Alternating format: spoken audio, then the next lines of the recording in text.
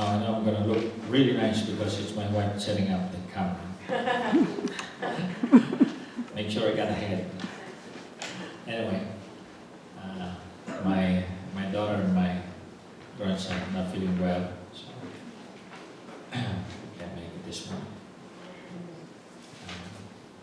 But God is here. That's the most important thing. Let's look together. Father, we thank you once again that we can come in your presence with anticipation. We pray that you will bless your holy word and you empower this poor man, Lord God. Come down, I pray that you may possess him with your spirit. May we hear you and may we see Jesus through the eyes of faith. And Father, we pray that you will bless us even as we humble ourselves, that you may fulfill your will. We ask in Jesus' name. Amen. We're back in our series, three-part series, which we titled The Trip That Outlines the Will of God. We are on our third section. First, the one that we took 3 Sundays ago, the trip or the journey to do God's will. And I hope that you are doing that right now, that your trip and journey in this world is to do God's will. That's verse 1 to 6. And then the teaching of God's will, as Jesus demonstrated on this trip, 7 to 14. And this morning we'll focus on the transforming power of God's will. What will happen if we do the will of God? Verse 31 to 38. One thing we notice about man, I don't know if you observe it, man is a unique creature, very complex. So my brother, even though his son or daughter will give him a smartphone, he doesn't like it because he said it's too complex. Too many buttons to push and all of that. I want simple. And because life can be so complex. And yet that smartphone was only made by man. Because the one who made it is more complex than that smartphone. That's how complicated man is. And one way you can see that man is a very complicated creature is in his desires or urges. Man has so many desires. In fact, we can probably, in general, we can say he has endless desires. So don't be surprised if you'll never be satisfied, because we just have so many desires that we want satisfied, or urges. And that what makes man different than the rest of creatures that you see around. You see the birds, the fish, the cattle there. The time I drive up on that hill, so many cattle on this side. And I observe them every once in a while. They seem to be very calm. They seem to have no problem. They just eat and eat. Every time I look at them, they're eating. And sometimes they're resting, but they seem to be, taking life easy. But that's not the way I look at people, Animals, they're only interested about 3 things, They like food, and they like shelter, and pretty much they want rest. Those are the 3 things I notice about whether it's a cow or a bird. That's what I noticed about these birds here. They're looking for food and rest, and have some nest there or branch where they can rest. Of course, they also look for companionship or mates. You notice them, the cows, that normally they go in packs, and seldom you see a cow all by itself. They normally go together. Same thing with the wolves, Seldom you see wolves, but they go in packs.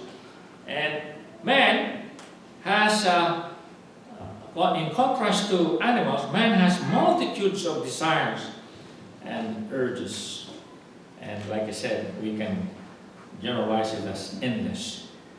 And I look at the dictionary, what's the difference between desire and urge, or urges. Desire, it says, is in the noun form, is a strong feeling of wanting to have something or wishing. And the verb form, it says, strongly wish for or want. That's desire. We all have so many desires, things that we want. Urge is a stronger form of desire. Urge is stronger than desire. In its noun form, it's a strong desire or impulse. And it has so many synonyms. One of them is desire, a wish, a need, impulse, compulsion, longing, yearning, hankering, craving, appetite. Ooh, that's also a urge.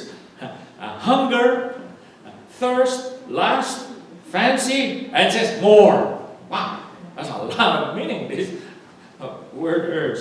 And no wonder there seems to be no end for this thing. I noticed that most, if not all, of human desires or urges has to do or connected with his or her survival. The urge to breathe. You know, you need to breathe. You know, if you're underwater, you have that strong urge to get up and breathe. Why? Because they say after 5 minutes without breathing, your brain cells start to die.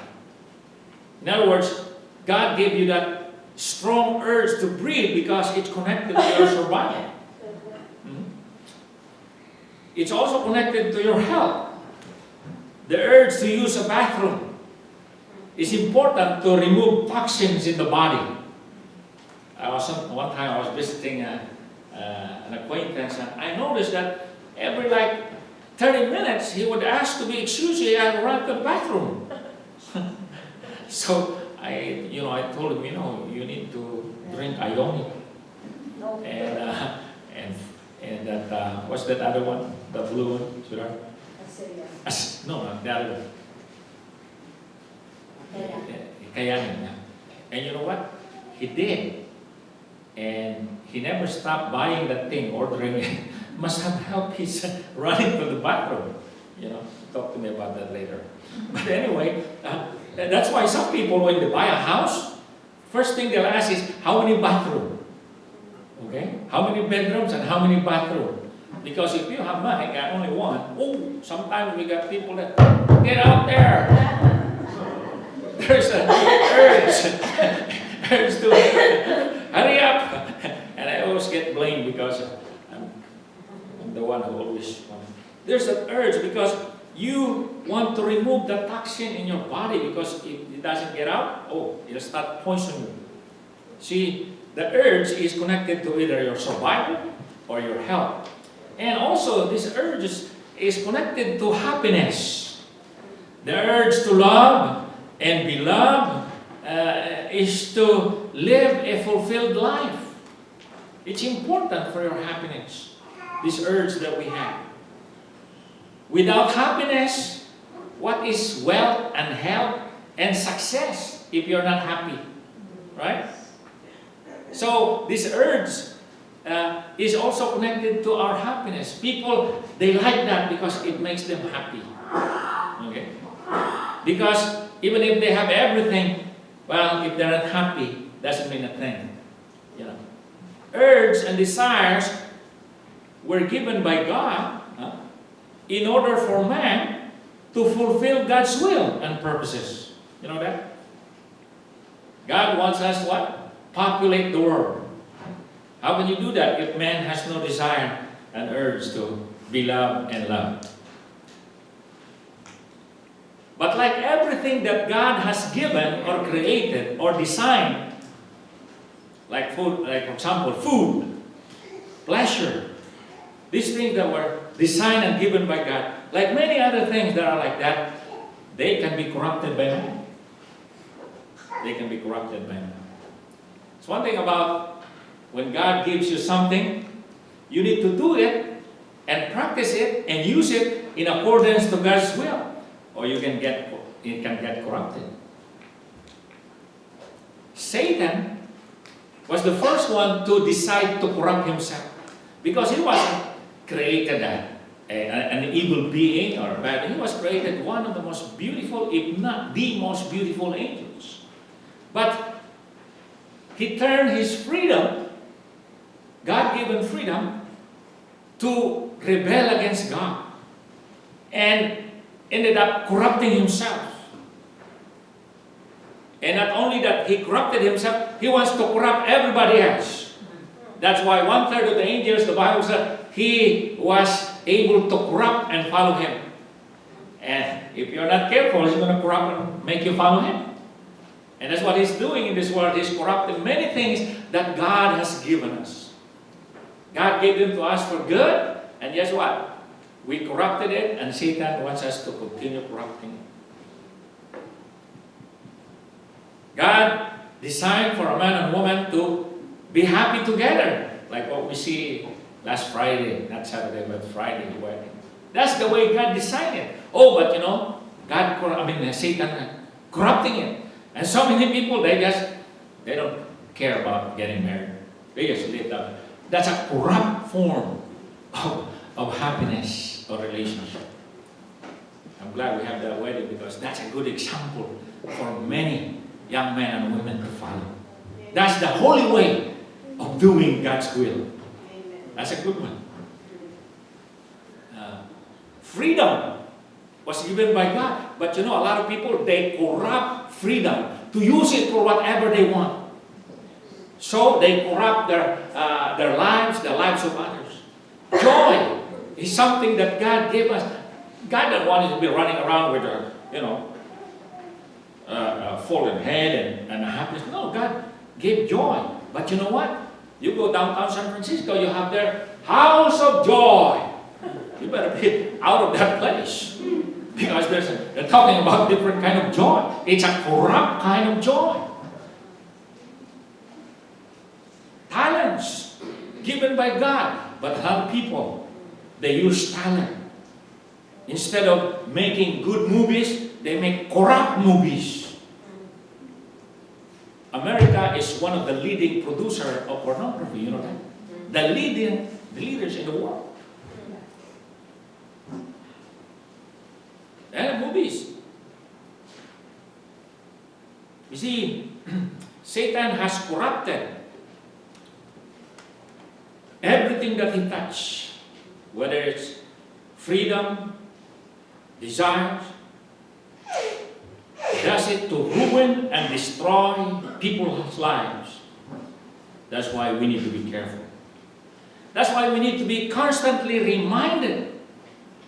That's why we need to encourage one another to listen to the Word of God, to attend to Bible studies, to listen to these ministries that ministers in giving out the Word of God, because if you are not careful, you're going to get corrupted. That's why we pray for our young people here, that God will shield them from the corruption that's out there. Schools used to be a hallowed place. I have an internet where they have questionnaires for middle school. What age is middle school? 12 or 13? And they have questionnaires about things that only belongs to adult people. And the parents got up in arms because of what they're doing. See, they corrupt everything if you're not careful. And many of what they call progressive ideas in this country are corrupt ideas if you look at them. They're not progressive, they're destructive. Oh, but they are run by people who either doesn't believe in God or the Word of God. Right?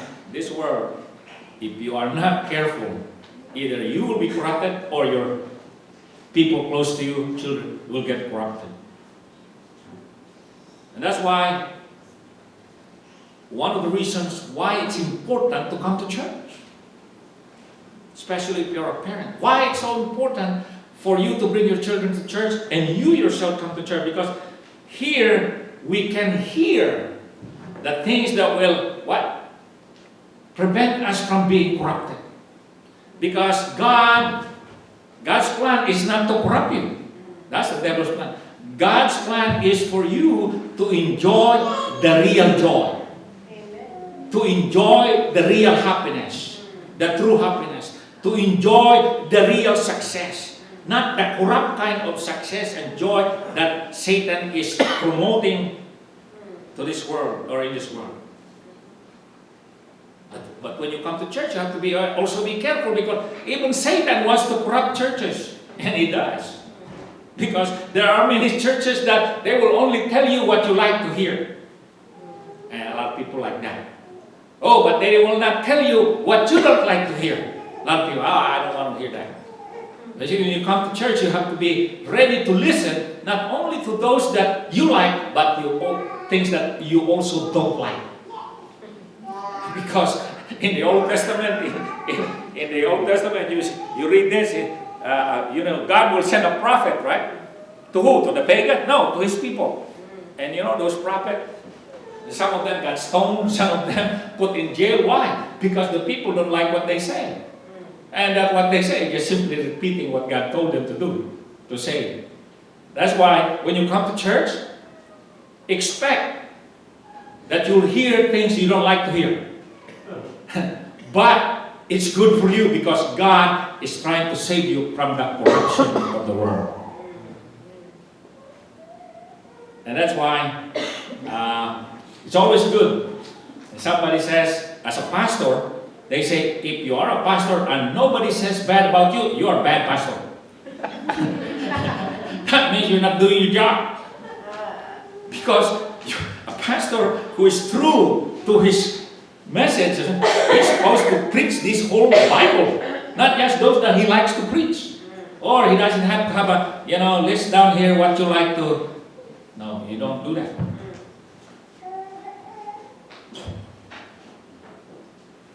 That's why sometimes I'm careful. Maybe I'm not doing the right job here, because nobody seems to dislike me. Everybody's nice to me. Well, at least those that are here. Because they say, they always like you, that means you're not doing your job. But maybe when I'm not around, they say, oh, Mr. John is bad.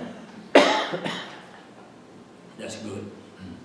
Then we come now this morning to the last portion of our message, the transforming power of God's will. Verse 31 to 38. It says here in verse 31, meanwhile, the disciples were urging him, saying, Rabbi, meaning teacher. That's a Jewish word for teacher. Rabbi, eat. Because the disciples, when they arrived to this place, in this well, I don't know why none of them stayed with Jesus. 12 of them went to town to buy food. I don't know how much food they have to buy. All 12 of them went to town. Only Jesus was left. But somebody says, this is all under the control of Jesus. He's in complete control of the story. Because if they stayed, some of them stayed, Jesus would not have this private, one-on-one, intimate conversation with a woman. They would probably interfere in that thing. But because they're all going to town, buy food, Jesus has privacy. You need to have privacy with Jesus in your life. You need to have one. So this encounter happened between Jesus and the woman. And when finally they all arrived, they urged him to eat. But notice what Jesus said. But he said to them, I have food to eat that you do not know about. You see, we're talking about God's will, right? Doing God's will, you see, is the greatest satisfaction in the whole world. You probably have not arrived to that level yet, but doing the will of God is the greatest satisfaction in the whole world. And Jesus put it in a powerful illustration, food. He said, I have food to eat that you do not know about. In verse 34, Jesus says, My food is to do the will of Him who sent me and to accomplish His work. Wow, this is a powerful statement. You see, of all the urges that we have mentioned and that you know a while ago, hunger is the most powerful of desire and urges in the entire human existence. Say, for example, you're hungry. You got gold ring, you got gold watch, you got gold necklace. You're hungry, you haven't eaten for days. What good is your golden necklace if you cannot eat? Suppose somebody says, I'll trade my loaf of, I got a loaf of bread, but I would like to trade it with your Rolex watch. I was in a mall the other day and I checked out the Rolex watch. You know how much it is? $20,000. Lots of money. Because my buddy, my classmate before, when we met in LA, he showed me his watch. Rolex. That was what? 15 years ago. He said, this is $15,000. So I checked one this morning. It's 20, went up already. Suppose you have that kind of watch, $20,000, hunger, you haven't eaten for days and days, and the man that you encounter have a loaf of bread and said, I want to trade my loaf of bread with that Rolex watch. What would you do? You're dying of hunger. The man has a loaf of bread, and he said, I want your watch for this bread. Would you keep your watch and die of hunger? You see, hunger is a very powerful urge. I don't know about you, but I would trade my $20,000 Rolex for a loaf of bread. Now, you have to ask Brother Glenn later on if he would do that. But that's how powerful hunger is. You will trade your car for a sack of rice to save your family from hunger. I believe so. Even if it's a Mercedes. Your family is crying because they haven't eaten for days and days and days. And you have a Mercedes there in your garage and somebody says, I got a sack of rice at home, I'll trade it with your Mercedes. What would you do? Probably I would trade it too. You see, in this story, this section of this reveals to us that God's will, what will happen if you do God's will? This story reveals to us what will happen if we do God's will. Why is it that Jesus makes it his number one priority to do God's will? And he used food as an illustration. Because food is the most important urge you have. If you don't have the desire to eat, you'll die. Your body will waste away. That's why we urge people, please eat, so you become strong, so you can survive. Somebody says if someone is sick and dying, he said, as long as he has the appetite to eat, he got hope. Oh, but if they lost the appetite to eat, doesn't matter if they're in the hospital. It's just a matter of days, he'll die if he doesn't eat. Except today, stick with your needle there. Because hunger was given by God so that you will be healthy, strong, you survive, you can do what you want to do. And Jesus illustrated in this story that his number one priority, like food, is to do God's will. Why is that his number one priority? Not only because he is an obedient son, that's good reason enough why he would do God's will. He's an obedient son. Not only because he wanted to please God, he said, everything I do is to please God. Is that what you do with your life? Everything you do, please God? No. Maybe God is at the bottom of your list to please. Number one would be yourself, maybe your wife, your kids, but God is probably at the bottom of the list. But Jesus says, the Father has not left me alone because I always do what pleases Him. Wow! To Jesus, the number one urge and priority of His life is to do the will of God, and that is the thing that pleases God. And that's why He said, that's why God never left me alone. You want to be assured that God is with you all the time, that God will never leave you nor forsake you. You just have to live in accordance to His will, a will that pleases Him. Because we have a way of corrupting the will of God. Oh, this is God's will. Everything you do, God's will. You better be careful to check it out if it's really God's will and not just your idea of God's will. Because people who corrupt they do this, oh, that's God's will. That's God's will. Even though God says clearly that that is not His will. In other words, they deceive themselves. They are self-deceived. So, God's priority of doing God's will is not only because He is an obedient Son, not only because He wants to please His Father, not only because it's part of His divine nature and character to do God's will. To Jesus, to do God's will is as natural as it can be. Why? Because He has a divine nature. It is His character to do the will of God. But you and I do not have that divine character. We need to learn. We need to practice it. We need to study it. We need to discipline ourselves to do God's will. Our nature and character says what? We are fallen creatures. We have this rebellious nature in us. We have this corrupt nature in us that as a result of the fall of man. That's not the way God made us. But after the fall, that image of God got marred, got corrupted. Because listening to the voice of Satan. That's how. That's why it's not automatic for us to do God's will. It's not automatic. We have to learn it. We have to study it. We have to aim it. We have to love it. And that's what we need also. If you already have that, encourage others to do that. Because it's not natural for them. It's natural for us to sin.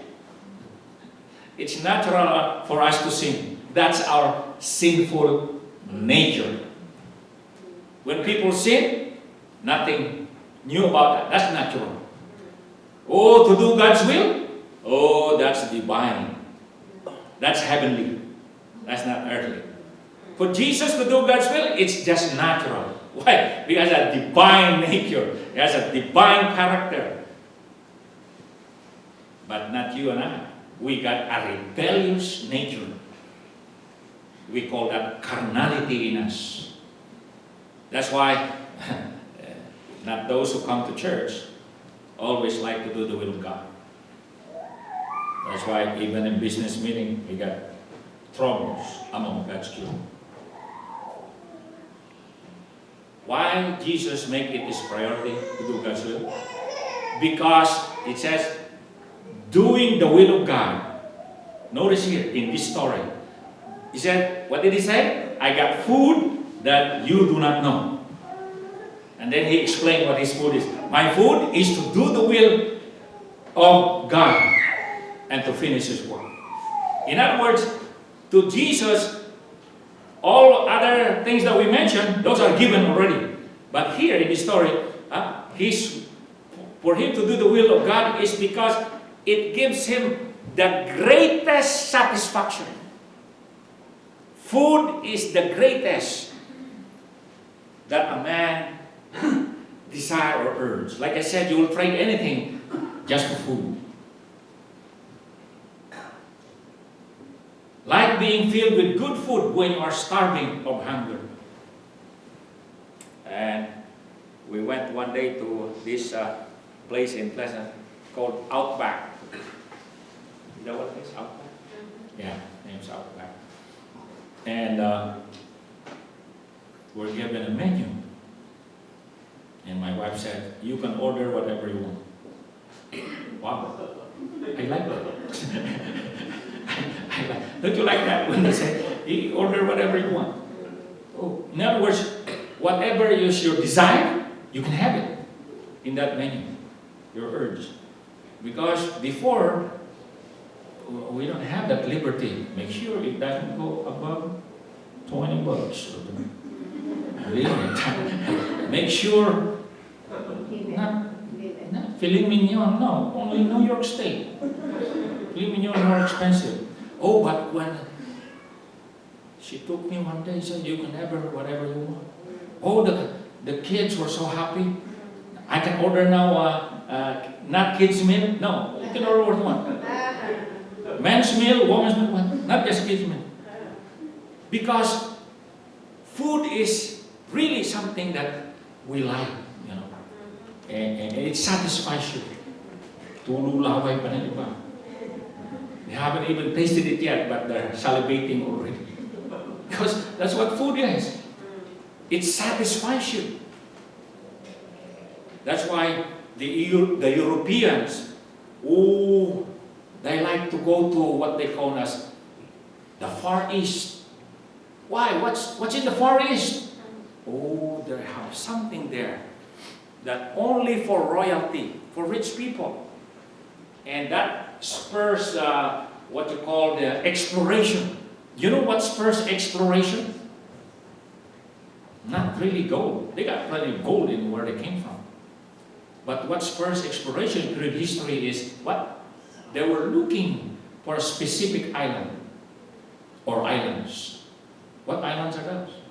You ask Columbus, you ask Magellan, you ask Prince Henry the Navigator, all those great, Vasco da Gama, all these great explorers. They were looking for a specific product. Spices. Garlics and onions. They don't have it in Europe.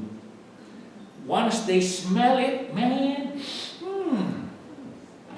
they are already salivating. That's spices, like gold. They would trade it with gold to have spices, and only the rich can afford it during the times of the explorer. They were looking for that. Of course, they were looking for gold also, but spices. They will trade their gold for, because gold is for the eyes, but spices is for the stomach, is for your taste. And Jesus says what?